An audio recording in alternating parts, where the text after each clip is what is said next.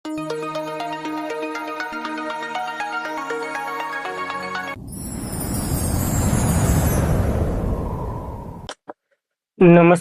ગુજરાતના અધિકારી મિત્રો, આજે આપણે 20 મે 2026 મોસ્ટ ઇમ્પોર્ટન્ટ કરંટ અફેર સાથે સાથે જીકે અને જીએસ વિશે ચર્ચા કરવાના છે. તો ખાસ કરીને ચેનલ ઉપર નવા હોય તો અવશ્યથી સબસ્ક્રાઇબ કરી લેવી, તમારા મિત્રોને શેર કરી દેવો અને અવશ્યથી લાઇક અને શેર કરી દેવો. ચલીએ આજના ઇમ્પોર્ટન્ટ ક્લાસની આપણે શુભ શરૂઆત કરી દઈએ. તો તાજેતરમાં જ આંતરરાષ્ટ્રીય સંગ્રહાલય દિવસ આપણે ક્યારે મનાવીએ છીએ? તો 18 મેના રોજ દર વર્ષે આ એક મહત્વનો દિવસ, જે સંગ્રહાલયની માહિતી આપતો દિવસ આપણે ઉજવીએ છીએ.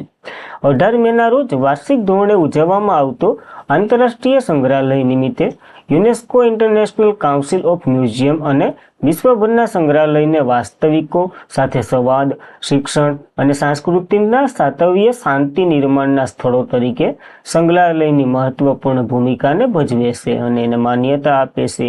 આ વખતની થીમ તો કે એક વિભાજિત વિશ્વ, એક કરતાં વધારે સંગ્રહાલયો, અને સુદાનમાં જે ખૂબ જ મહત્વપૂર્ણ પ્રતિબિંબ થઈ રહ્યું છે. તો ખાસ મહત્વનું આ કાર્યક્રમ બની રહ્યો છે અને તેની શરૂઆત એટલે કે આ દિવસની શરૂઆત 1977માં ઇન્ટરનેશનલ કાઉન્સિલ ઓફ મ્યુઝિયમની સ્થાપના થઈ હતી. એના જ માનમાં આપણે 18 મેના રોજ ઉજવીએ છીએ. તો ખાસ મહત્વનું બને છે. જ્યારે 18 મે તો કે વિશ્વ એઇડ રસીકરણ દિવસ પણ હોય છે, એ પણ 18 મે એવું હોય તો બંને દિવસો આપણને યાદ રાખવા, મ્યુઝિયમમાં રસી આપી આવવી, એઇડની એવી રીતના યાદ રાખી લેવું. ત્યારબાદ મેના દિવસો જોઈ લઈએ. 1 મે આંતરરાષ્ટ્રીય મજૂર દિવસ અને ગુજરાતે 66મો સ્થાપના દિવસ મનાવ્યો. 2 મે વિશ્વ ટૂના દિવસ. 3 મે વિશ્વ પ્રેસ સ્વાતંત્રતા દિવસ. 4 મે આંતરરાષ્ટ્રીય અગ્નિશામકોનો દિવસ. 5 મે વિશ્વ અસ્થમા દિવસ, જે મંગળવારના પહેલા મેના પ્રથમ મંગળવારે હોય. 7 મે વિશ્વ એથ્લેટિક દિવસ. 8 મે વિશ્વ થેલેસીમિયા દિવસ અને વિશ્વ રેડ ક્રોસ દિવસ. 11 મે રાષ્ટ્રીય ટેકનોલોજી દિવસ. 12 મે આંતરરાષ્ટ્રીય નર્સ દિવસ અને આંતરરાષ્ટ્રીય છોડ આરોગ્ય દિવસ. 15 મે આંતરરાષ્ટ્રીય પરિવાર દિવસ, રાષ્ટ્રીય લુપ્ત પ્રાણી જાતિનો દિવસ, એ જે મેના ત્રીજા શુક્રવારે હોય. અને 16 મે આપણે રાષ્ટ્રીય ડેન્ગ્યુ દિવસ મનાવ્યો. 17 મે વિશ્વ દૂરસંચાર અને માહિતી સમાજનો દિવસ, એ સાથે જ વિશ્વ હાઇપરટેન્શન દિવસ ઉજવ્યો છે. અને આજના આ બે દિવસો મેના કેલેન્ડરમાં એડ કરી દેવા, એટલે આપણું કમ્પ્લીટ થતું જાય. ત્યારબાદ ઇમ્પોર્ટન્ટ પ્રશ્ન છે, કયા દેશનું સર્વોચ્ચ સન્માન, જેનું નામ royal order of the polar star command grand cross છે, જે નરેન્દ્ર મોદીને મળ્યો છે? તો મોદીજી 5 દેશોના પ્રવાસે છે, એમાં સ્વીડને એનો પોતાનો એવોર્ડ એક મહત્વનો આપી દીધો, જે ત્યાંનો સર્વોચ્ચ સન્માન છે. તો ગ્રોથેનબર્ગમાં આયોજિત એક ખાસ સમારોહમાં સ્વીડન હર રોય હાઇડે કમાન્ડના પ્રિન્સેસ વિક્ટોરિયાએ પ્રધાનમંત્રી નરેન્દ્ર મોદીને royal order of the polar star degree command grand ક્રોસથી નરેન્દ્ર મોદીને સન્માનિત કર્યા છે. 18મી સદીમાં સ્થાપિત આ સ્વીડનનો સૌથી જૂનો અને સૌથી પ્રતિષ્ઠિત સન્માનમાંનો એક છે, જે નરેન્દ્ર મોદીને એનાયત થયો છે.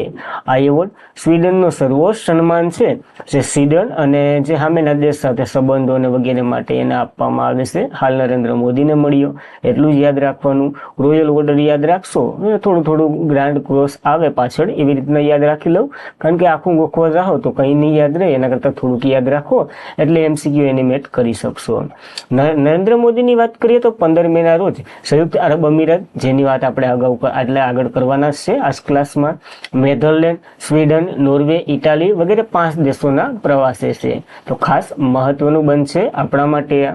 હવે તો કે આ સ્વીડનની વાત થઈ, કેપિટલ સ્ટોકહોમ છે, ચલણ તો કે સ્વીડન ક્રોન છે અને PM ઉલ્ફ ક્રિસ્ટરર છે, અને સ્વીડન અહીં આવેલું છે, યુરોપિયન કન્ટ્રી છે, જે આપણને ખબર હોવી જોઈએ. ત્યારબાદ તો કે કયા રાજ્યની હાઈકોર્ટે ચુકાદા પછી હિન્દુ મંદિર, જે ભોજરાજશાલા મંદિર છે ને, એમાં અમર્યાદિત હિન્દુને પ્રવેશવાની મંજૂરી મળી ગઈ છે? તો મધ્યપ્રદેશમાં આવેલું છે આ એક મહત્વનું મંદિર. 3 સમાજો વચ્ચે, આમ તો 3 સમુદાયો વચ્ચે વિવાદમાં હાલતું હતું. તો ભારતીય પુરાતત્વીય સંરક્ષણ એટલે એટલે કે આર્કિયોલોજીકલ સર્વે ઓફ ઇન્ડિયાએ મધ્યપ્રદેશના જે ધાર જિલ્લામાં ભોજરાજ શાલા સંકુલમાં પૂજા અને અન્ય હેતુઓ પર હિન્દુઓના સ્મારક કામ અમર્યાદિત પ્રવેશને મંજૂરી આપી દીધી. આ નિર્ણય મધ્યપ્રદેશની હાઈકોર્ટે લીધો. ત્યારબાદ તો કે આને સરસ્વતી માતાના મંદિર છે એવું ઘોષિત કરાવ્યું, એટલે કે ગણાવ્યું છે. શા માટે વિવાદમાં હતું? તો હિન્દુ પક્ષ કહેતા હતા કે આ સરસ્વતી એટલે વાંગલ દેવીને ઓળખવામાં આવે છે એનું મંદિર છે અને પ્રાચીન શૈક્ષણિક કેન્દ્ર હતું. જ્યારે મુસ્લિમો તો કે આ પક્ષે કલામ મોલા મસ્જિદ ગણાવતા હતા અને જૈન સમુદાયો કેટલાક લોકો પ્રાચીન જૈન મંદિરો પર કહેતા હતા. હવે તો કે મુસ્લિમોને કહી દીધું કે તમારે આ સ્થળને મૂકી અને બીજે તમે મસ્જિદ ફાળવી તો અમે જમીન ફાળવી દેશું. અને હિન્દુનું એટલે જૈનોનું તો એટલું મહત્વ નહોતું, કારણ કે એના એટલા બધી પુરાવાઓ નહોતા મળી આવ્યા. હવે હિન્દુ મંદિર જાહેર કરી દીધું છે. તો મંદિર ક્યાં આવેલું છે? મધ્યપ્રદેશમાં. ખાસ યાદ રાખવું. ભોજશાલા સંકુલની વાત કરીએ તો મધ્યપ્રદેશના ધાર જિલ્લા સ્થિત એક ઐતિહાસિક પુરાવા તત્વીય સ્થળ છે. રાજા ભોજે બનાવ્યું હતું. લગભગ 1037 એડીમાં પરમાર રાજા ભોજે સરસ્વતી સદંદ નામની કોલેજ તરીકે આને સ્થાપિત કરી હતી. દેવી વાંગલીઓની પ્રતિમા છે અહીં. દેવી સરસ્વતી તરીકે આપણે ઓળખીએ છીએ, એ પણ સ્થાપિત છે. 19મી સદીની શરૂઆતમાં જ બ્રિટિશ અધિકારી લંડન ગયા હતા ત્યારે આ બ્રિટિશ લઈ ગયા હતા ને હજાય બ્રિટિશ મ્યુઝિયમમાં જ છે. આની વાત આવી હતી કે આપણે પાછી લઈ આવશું. મસ્જિદ રૂપાંતરની વાત કરીએ તો 13મી-14મી સદી દરમિયાન માલવ સલ્તનત દરમિયાન સંકુલ એક ભાગને મસ્જિદમાં રૂપાંતર કરવામાં આવ્યું હતું અને સૂફી સંત કલામ મોલાનાની કબર અહીં સ્થાપિત કરવામાં આવી હતી. એટલે હાલ આ બધી વિવાદમાં હાલી રહ્યું છે, તો આપણને યાદ રાખવું મધ્યપ્રદેશમાં છે. ત્યારબાદ આફ્રિકાએ ઇબોલા ફાટી નીકળ્યા બાદ વર્લ્ડ હેલ્થ ઓર્ગેનાઇઝેશને કયા દેશમાં જે શું કહેવાય પેલિસ એટલે કે PSEL આ એક શું કહેવાય શોર્ટ નોટિસ છે એને જાહેર કરી છે. તો યુગાન્ડા અને કોંગો બંને જે આફ્રિકન દેશો છે એમાં ઇબોલા બહુ જોરથી ફાટી નીકળ્યો છે. તો 16 મેના રોજ વિશ્વ આરોગ્ય સંગઠને ડેમોક્રેટિક રિપબ્લિક ઓફ કોંગો અને યુગાન્ડા ઇબોલા ફાટી નીકળવાના કિસ્સામાં આંતરરાષ્ટ્રીય ચિંતાની જાહેર આરોગ્ય કટોકટી એવી જાહેરાત કરી છે.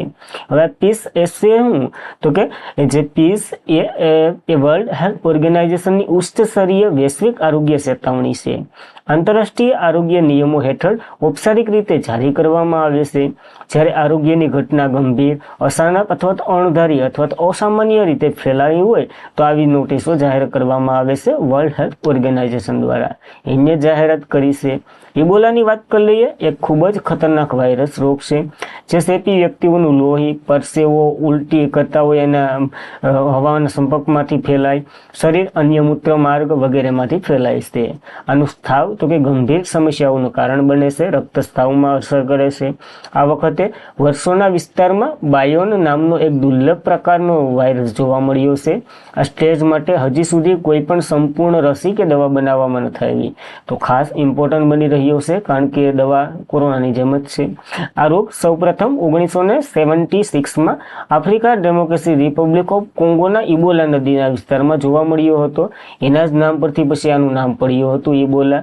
અને હાલે આ બે વિસ્તારને જ અસરગ્રસ્ત કરી રહ્યો છે. કોંગોની વાત કરી લઈએ. કેપિટલ કિન્શાસ છે. ચલણ કોંગિયન ફ્રેન્ચ છે. અને યુગાન્ડાની વાત કરી લઈએ. રાષ્ટ્રીય એટલે કે રાજધાની કંબાલા છે. ચલણ યુગાન્ડન શિલિંગ છે. અને રાષ્ટ્રપતિ યોવેરી મુસેવેરી હમણાં જ બન્યા હતા, આપણને ખબર છે. તો ખાસ યાદ રાખવા. કેટલામી ટર્મના? તો કે 7મી ટર્મના બન્યા છે આ ભાઈ. ત્યારબાદ તાજેતરમાં જ ભારત એ કયા દેશમાંથી તેલ અનામતનો કરાર કરી આવ્યો છે?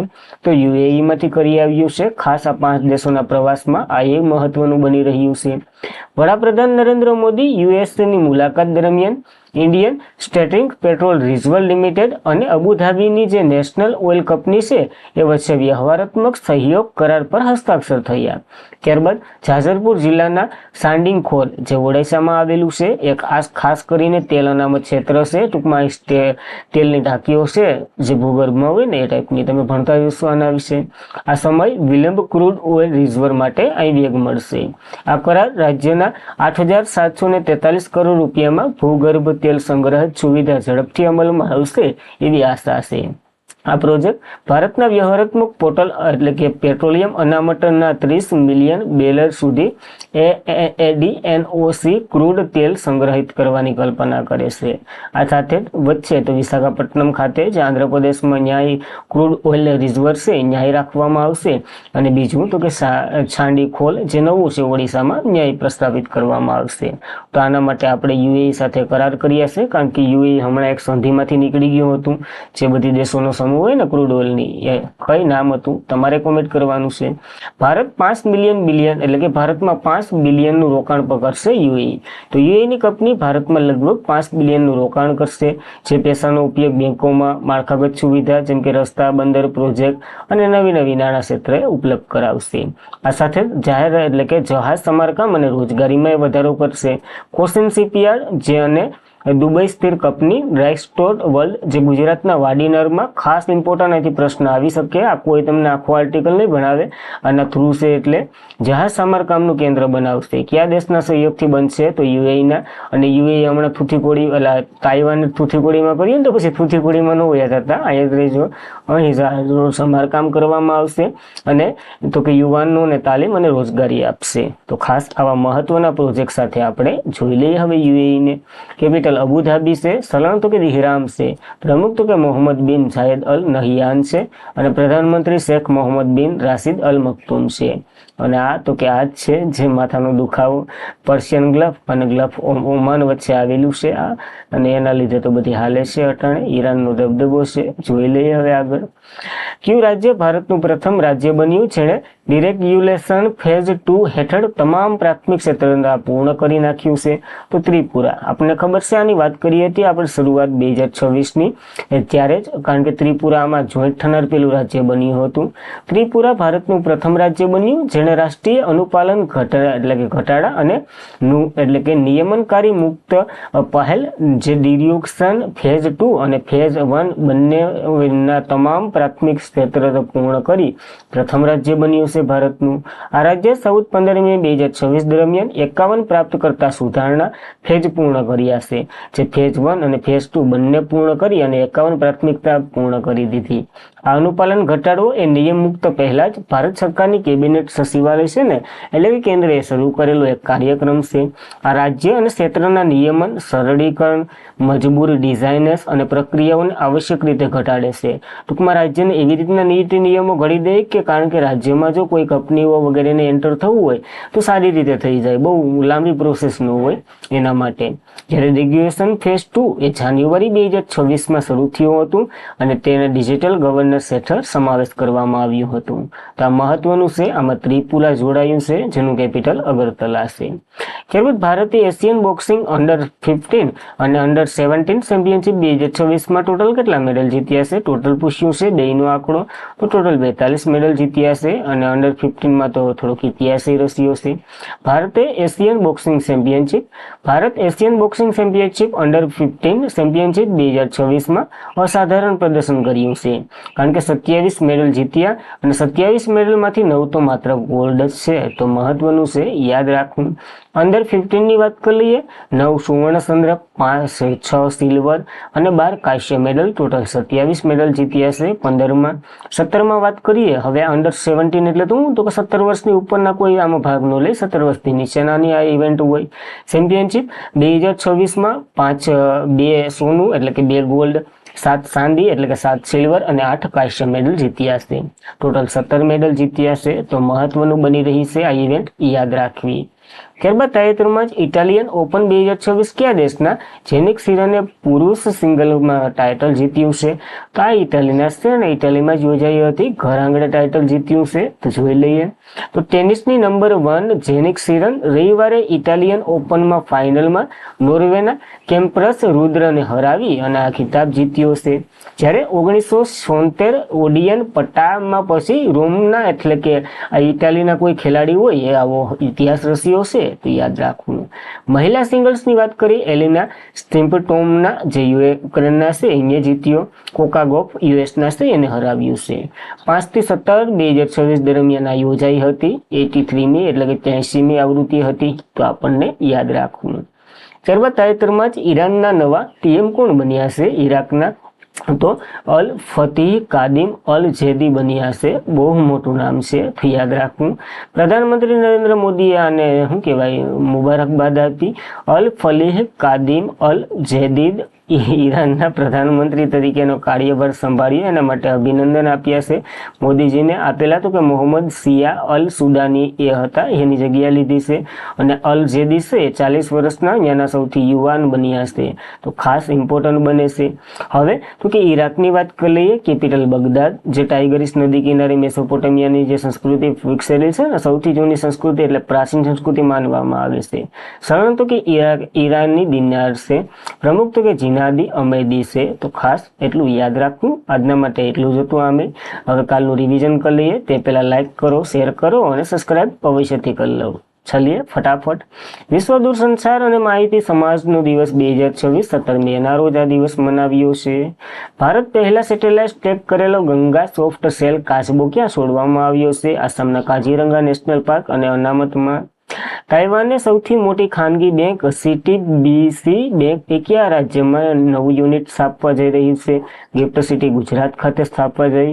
કયા રાજ્યની કેબિનેટે સમાન નાગરિક સંહિતા બિલનો ડ્રાફ્ટને મંજૂરી આપી દીધી? આસામ, જે નવી સરકાર આવી છે એને. કયા શહેરમાં ઈવી ચાર્જિંગ સ્ટેશન શોધવા માટે યુપીઆઈ જેવી એપ્લિકેશનો લોન્ચ કરવામાં આવી છે? બેંગ્લોરમાં પાયલટ, બધીમાં પછી ચાલુ થવાની છે.